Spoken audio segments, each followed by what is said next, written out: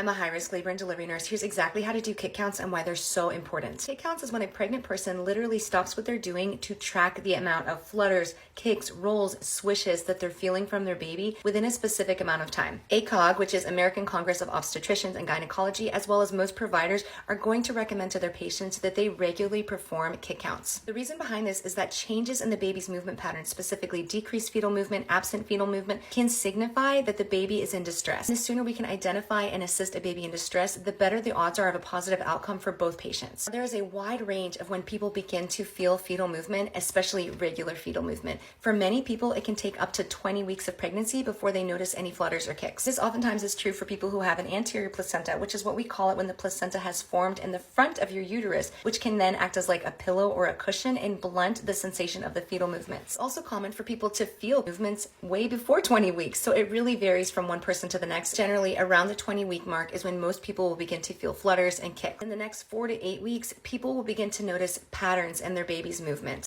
Just like adults, they have periods of high activity, restfulness, they take naps, they sleep. With all this in mind, ACOG and many providers recommend to their patients that they do daily kick counts around 28 weeks of pregnancy. Now, this has a twofold purpose. One, it will help you become more familiar with your baby's movements. This is especially important because the fact is life doesn't stop when you're pregnant. You're continuing to do your daily activities. It's very easy to not be aware of your baby's movement. The second purpose is because you've now familiarized yourself with your baby's movement, you now are going to be much more aware in abnormalities in the baby's movement, and you can act on it so much sooner. So here's how I would teach my patient to do a kick count. Choose a time of the day where your baby seems the most active and empty your bladder first. If your provider says it's safe, you can drink something cold and sugary like juice to encourage your baby to move. Lay on your left side with your hand on your belly and note the time you begin. Mark every kick, swish, or roll that you feel from your baby and how long it takes to reach 10 movements. If you have not reached 10 movements by 2 hours, call your provider.